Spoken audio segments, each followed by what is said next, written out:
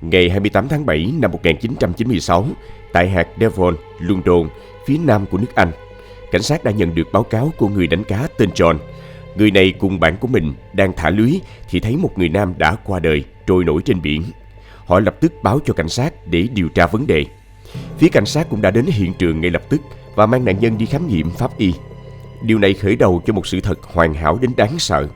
Vì vụ án này quá nổi tiếng nên người ta còn gọi nó là vụ án Rolex.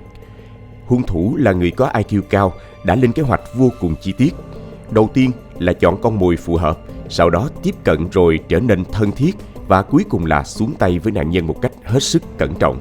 Nhưng kẻ thù ác lại không vì tình, vì tiền hay vì tâm lý biến thái của mình. Vậy rốt cuộc, nguyên nhân tại sao nạn nhân lại phải từ giã cuộc đời này? Các bạn đang theo dõi kênh Văn Tùng Siêu Kỳ Án và mình là Hoài Bảo. Nếu các bạn yêu thích phá án và những câu chuyện trinh thám hấp dẫn, hãy để lại một like và một subscribe để ủng hộ cho Văn Tùng Siêu Kỳ Án. Còn bây giờ, mời các bạn theo dõi vụ án hôm nay. Sau khi đem nạn nhân đi khám nghiệm, cảnh sát phát hiện người đàn ông này có rất nhiều vết thương ở nhiều nơi. Các vết thương đều được hình thành sau khi qua đời. Cảnh sát nghĩ đến khả năng các ngư dân kéo lưới đã gây nên những vết thương đó. Chỉ có một vết thương duy nhất trên đầu là bị tác động khi nạn nhân còn sống. Nhưng nguyên nhân chính dẫn đến sự ra đi của ông ấy là do ngạt khí và đuối nước. Vì họ phát hiện phổi của nạn nhân bị trương phình, bên trong có rất nhiều nước. Thông thường, một người bị bất tỉnh hoặc ngất đi khi bị rơi vào nước, phổi của họ vẫn hoạt động nên hít một lượng lớn nước biển vào bên trong. Điều này khiến cho phổi hoạt động không như bình thường, cuối cùng qua đời do thiếu oxy. Còn vết thương trên đầu của nạn nhân có thể do té ngã, va vào tàu hoặc va vào đá ngầm dưới biển. Vì trước đây cũng có nhiều người qua đời do họ bị rơi xuống biển và gây ra một vài va chạm với đá ngầm hoặc tàu bè. Điều này cũng khá phổ biến tại khu vực này. Ngoài ra, cảnh sát cũng có thể loại trừ việc nạn nhân bị ra tay vì tiền bạc. Do khi người này được kéo lên bờ, tay ông ấy vẫn đeo chiếc đồng hồ đắt tiền nổi tiếng Rolex. Tất cả mọi tình tiết khiến cho cảnh sát tin rằng đây chỉ là một vụ tai nạn, một sự ra đi ngẫu nhiên do người này không may bị ngã xuống biển. Nhưng nạn nhân lại không có bất kỳ giấy tờ tùy thân nào. Ông ấy chỉ có một hình xăm lá phong Canada trên cổ tay phải. Vì vậy mà cảnh sát không thể xác nhận danh tính. Họ nỗ lực tìm kiếm trong danh sách người mất tích của hạt Devon gần đây. Nhưng vấn đề là hạt này lại quá lớn. Việc tìm thấy danh tính của nạn nhân không hề dễ dàng. Sau khi kiểm tra một lượt, họ không thấy ai có khả năng là người đã gặp nạn, cũng không có dấu vết nào của nạn nhân. Ban đầu, cảnh sát hạt Devon nghĩ rằng vụ án này sẽ giống như những vụ án trôi dạt khác, khi không có bất kỳ manh mối nào để xác định danh tính nạn nhân hay tìm ra hung thủ, và có lẽ đây chỉ là một vụ tai nạn thông thường. Ở Anh, mỗi năm cũng xảy ra không ít vụ việc tương tự. Thậm chí các ngư dân địa phương cũng quen với việc nhìn thấy thi thể trôi dạt khi đi đánh cá, nên sự việc ban đầu không đặc biệt gây chú ý. Tuy nhiên, vụ án này lại có một điểm khác thường khiến nó không kết thúc đơn giản. Một trong các cảnh sát phụ trách vụ án tình cờ nhận thấy chiếc đồng hồ trên tay nạn nhân là một chiếc Rolex, thương hiệu đồng hồ xa xỉ nổi tiếng. Điều đặc biệt ở Rolex là mỗi chiếc đồng hồ đều được khắc số series riêng, giúp dễ dàng truy vết chủ nhân nếu chiếc đồng hồ đã từng được bảo trì hoặc sửa chữa tại hãng. Nhận ra đây có thể là manh mối quan trọng, cảnh sát đã liên hệ với trụ sở Rolex tại London để kiểm tra thông tin về chiếc đồng hồ. Qua cuộc điều tra chi tiết, cảnh sát phát hiện chiếc đồng hồ này từng được sửa chữa vào năm 1986, tức là từ 10 năm trước. Chủ sở hữu được đăng ký khi đó là một người đàn ông tên Ronald Platt.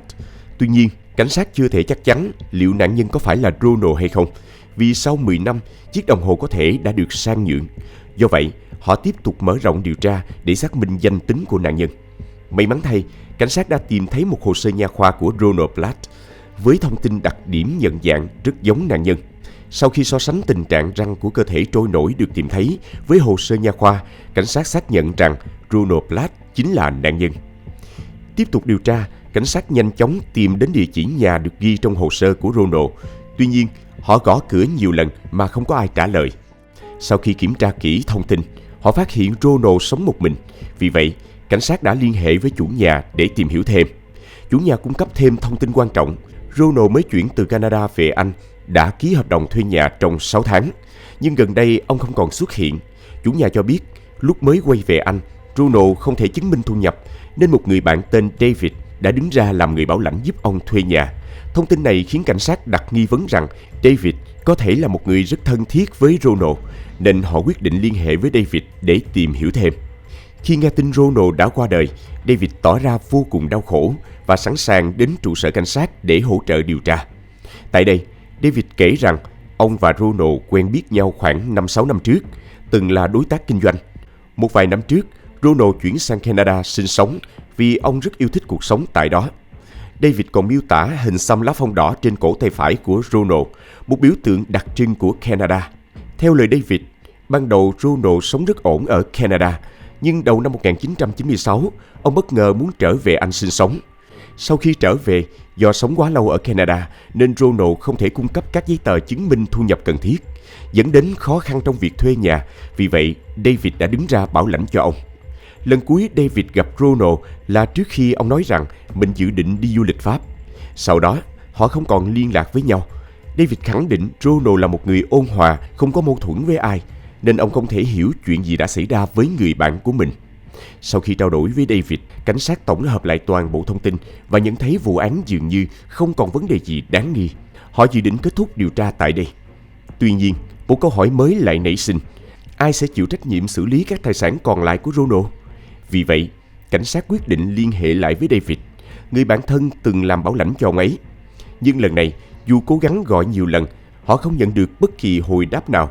Điều này khiến cảnh sát nghi ngờ và họ quyết định tìm đến địa chỉ nhà của David để kiểm tra.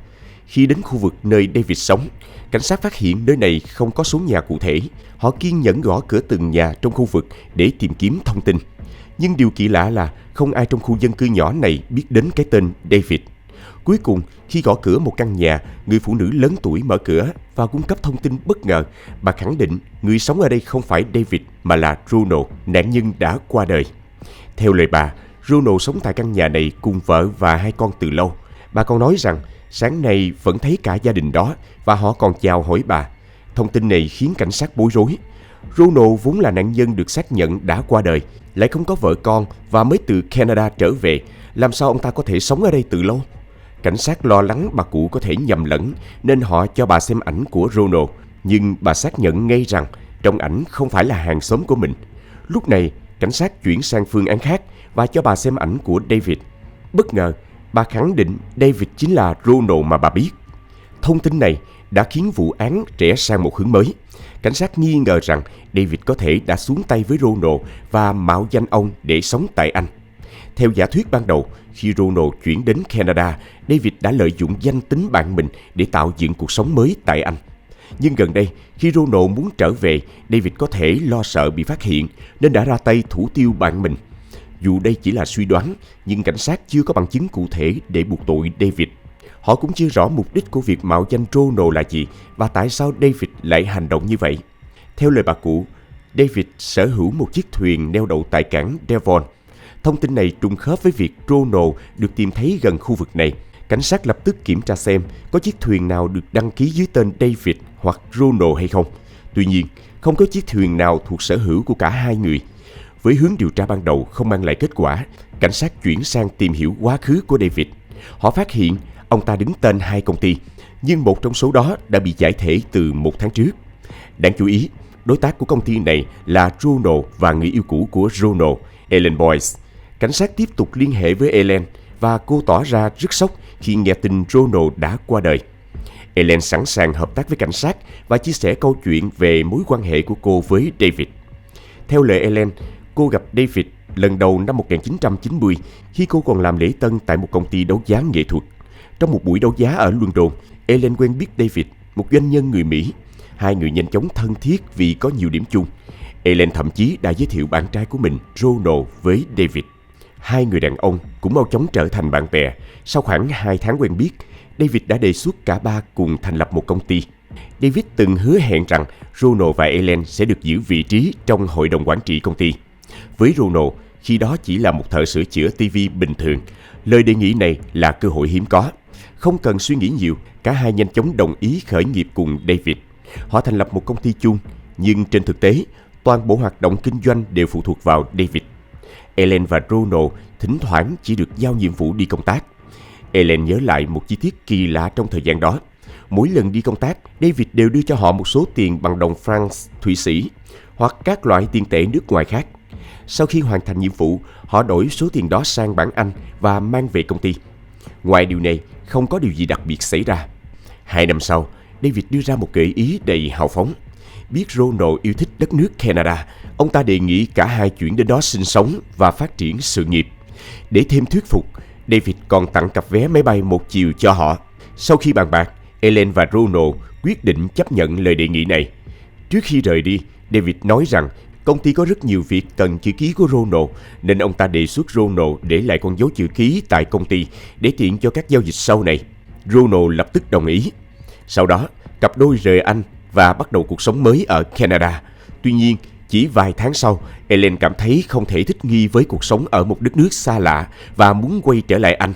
Nhưng Ronald lúc này đã say mê với vùng đất mới nên đã không đồng ý. Điều này khiến cả hai xảy ra mâu thuẫn trong một thời gian. Khi David biết chuyện này, ông ta thuyết phục Ellen cố gắng thích nghi với cuộc sống ở Canada. Dẫu vậy, Ellen vẫn không thay đổi ý định. Cuối cùng, cặp đôi chia tay. Ellen quay trở về Anh, còn Ronald ở lại Canada một mình. Từ đó, họ không còn liên lạc với nhau.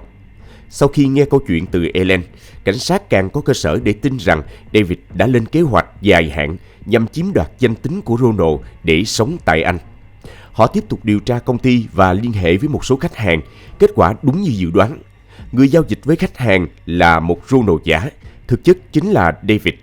Đi sâu hơn, cảnh sát phát hiện nhà cửa và xe cộ của David đều được đăng ký dưới tên Ronald. Điều này càng khiến họ thắc mắc. Điều gì ở Ronald khiến David quyết định mạo danh ông ấy? Để trả lời câu hỏi này, cảnh sát bắt đầu điều tra sâu hơn về quá khứ của cả hai. Cảnh sát cũng quay lại hiện trường nơi phát hiện Ronald trôi dạt với hy vọng tìm thêm manh mối. Khi nói chuyện với người ngư dân đã trình báo, họ thu thập thêm được thông tin quan trọng. Cùng với cơ thể, người dân đã kéo lên một chiếc máng và một cái mỏ neo. Khi mang các vật này về để kiểm tra, cảnh sát phát hiện vết thương trên đầu của Ronald không phải là do va chạm với tàu hay đá ngầm, mà chính là do chiếc máng gây ra. Hình dạng của máng khớp hoàn toàn với vết thương trên đầu nạn nhân.